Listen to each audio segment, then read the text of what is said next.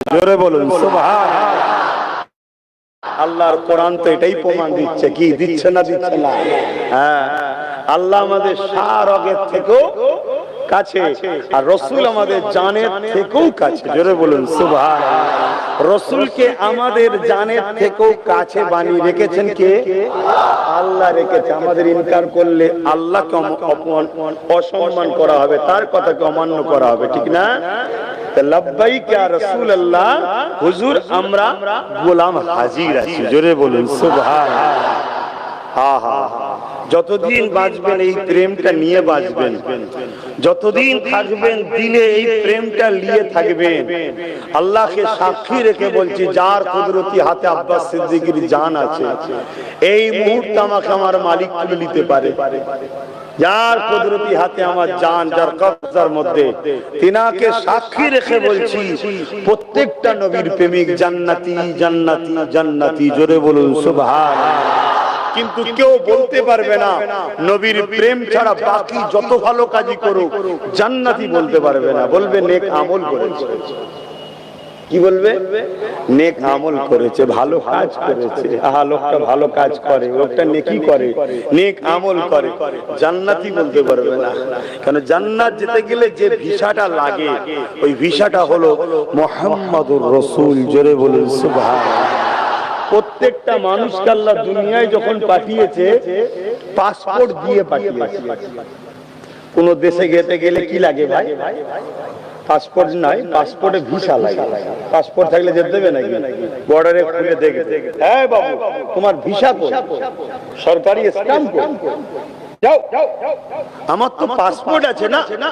আগে যাও immigration office থেকে, ভিসা অফিস থেকে স্ট্যাম্প মেরে আসো, ভিসা নিয়ে আসো, ঠিক না?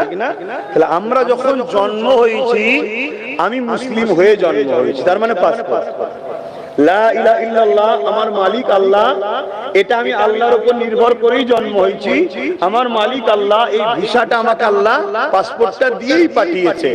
আল্লাহ বলেছে আমার জান্নাতের দেশে যাবার জন্য দুনিয়াটা হলো ভিসা অফিস। যা পাসপোর্ট দিলাম, ওতে ভিসাটা লাগিয়ে নিয়ে আয়। তাহলে আমার জান্নাতের দেশে এন্ট্রি হবে, ফেরেশতা দেখবে ভিসা আছে কিনা। আর ওই ভিসাটা কি? মুহাম্মাদুর রাসূল। জোরে বলুন সুবহানাল্লাহ। অর্থাৎ এই দুনিয়া থেকে মুহাম্মদ রাসূলের প্রেম, আদব, ভালোবাসা, ভক্তি, আজমত, শান, মর্যাদা বিশ্বাস করে প্রেমের সাথে মেনে নিয়ে আদবের সাথে আয়। যদি থাকে আমার ফেরেশতা তোকে ভিসা চেক করবে, করে জান্নাতে যেতে দেবে। জোরে বলুন সুবহানাল্লাহ। আর নামাজ, রোজা, হজ, যাকাত, দান, খায়রাত গুলো কি? তুমি ভিসা পার হয়ে তো গেলে, বিদেশে গেলে অনেক কিছু সামান সাথে করে নিয়ে যেতে হয় না, হয় না? কারণ প্রয়োজনীয় সামান লাগে না, লাগে না? নামাজ, রোজা, হজ, যাকাত, দান, খায়রাত প্রয়োজনীয় সামান, প্রয়োজনীয় সামান। অর্থাৎ জান্নাতে তুমি এ ক্যাটাগরি নেবে না বি ক্যাটাগরি নেবে, 3 স্টার 7 স্টার 5 স্টার হোটেল আছে না? আমি দুনিয়ার স্বার্থ না বুঝলে বুঝতে পারবেন না। জান্নাতের মধ্যে A category, B category, C category, D category, অনেক ক্যাটাগরি আছে। আছে না? হযরতে বেলাল জান্নাতে যাবে, তোমার গ্রামেরও বেলাল জান্নাতে যাবে। বলেন ইনশাআল্লাহ। দুটো কি এক ক্যাটাগরি পাবে নাকি? এ বেলাল ওই বেলালের খাতিরে এন্ট্রি হবে, কিন্তু তফকা আলাদা আছে না? না।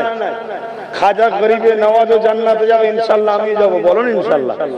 আমি গেলে আপনাদের হিংসা হবে? আল্লাহ তোমাদের ঘরেও দিক, তোমাদের পিছু পিছু আমাকেও যেন একটু ঢুকতে দেয়। বলুন আল্লাহুম্মা আমিন। তা খাজা গরিবে নওয়াজও জান্নাতে যাবে, ইনশাআল্লাহ আমরাও যাব। কিন্তু কোয়ালিটি কি এক? বলো বলো। আহা, 90 লক্ষ বেঈমান গরিবে নওয়াজের হাতে হাত দিয়ে আল্লাহ ও রাসূলের প্রেমিক হয়েছে। জোরে বলুন সুবহানাল্লাহ। আমরা নিজের ঘরের ছেলেকে সিদ্ধ করতে পারছি না, তা দুটো গণ এক কোয়ালিটি হয়। কিন্তু ইনশাআল্লাহ ঈমানদাররা জান্নাতে যাবে, যার ভিসা আছে মুহাম্মদ রাসূলের প্রেম ও আদবের, সে জান্নাতে ঢুকবে ইনশাআল্লাহ। প্রেম কাকে বলে সাহাবা হুজুররা দেখিয়েছে, কিরাম দেখিয়েছে। আল্লাহ নবী একদিন বসে আছে, সাহাবা হুজুররা সব নবী পাকের সঙ্গে কথা বলছে। একজন সাহাবী উঠে বললেন, হুজুর আমি একটু ইজাজত চাই, আমি কিছু কথা বলবো। আল্লাহ নবী বললেন, বলো। একজন সাহাবী উঠে বললেন, হুজুর আমাকে নামাজ পড়তে খুব ভালো লাগে। বলুন সুবহানাল্লাহ। যারা আমার নবী আসার আগে এক আল্লাহকে মানত না, তিনারা আজকে বলছে হুজুর আমাকে নামাজ পড়তে খুব ভালো লাগে। এটা খুশির কথা না খারাপ? রাসূলুল্লাহ এত খুশি হলেন শুনে, আল্লাহ নবীর চেহারা মোবারক খুশিতে উঠে গেল। জোরে বলুন সুবহানাল্লাহ। যাহারে এগুলো আমার হাতের ফল, ঠিক না? আজকে ধরুন দুটো ছেলে আপনার গ্রামের হয়তো খারাপ ছিল, আমি অজনসার করি, ছেলে দুটো শুনে যদি নামাজি মুত্তাকি পরহেজগার হয়, শোনার পরে আমার মনটা খুশি হবে না? হবে না? যে হারে আমার কথা শুনে ছেলেগুলো পরিবর্তন হয়েছে। খেলায় আমার যদি খুশি হতে পারে, আমার তো কিছুই নয়। যে রাসূলুল্লাহর দিনটাই রাসূলের, সেই নবী পাক সাল্লাল্লাহু আলাইহি ওয়াসাল্লামের কথা শুনে যে মানুষগুলো এত অন্যায় খারাপ কাজে লিপ্ত ছিল, নিজের বাচ্চাদের ঘরেও জেন্ত পুঁতে দিত জাহিলিয়ার যুগে, আমার নবী পাকের কথা শুনে তারা বলছে হুজুর আমাকে এখন নামাজ পড়তে খুব ভালো লাগে, আমার মনে হয় সর্বসময় আমি সিজদায় পড়ে থাকি, ইয়া রাসূলুল্লাহ হাবিবাল্লাহ, আমি দিন রাত কিয়ামে দাঁড়াই, তেলাওয়াত করি, কোরআন তেলাওয়াত করি, রুকু দিই, সিজদা দিই, আমাকে বড় ভালো লাগে। আল্লাহ নবী বড় খুশি হলেন।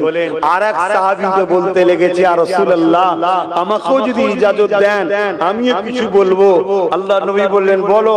সাহাবী বলছেন হুজুর আমাকে বছরে 5 দিন ছাড়া সারা বছর রোজা রাখতে ভালো লাগে, আমি সারা বছর রোজা রাখি। জোরে বলুন সুবহানাল্লাহ।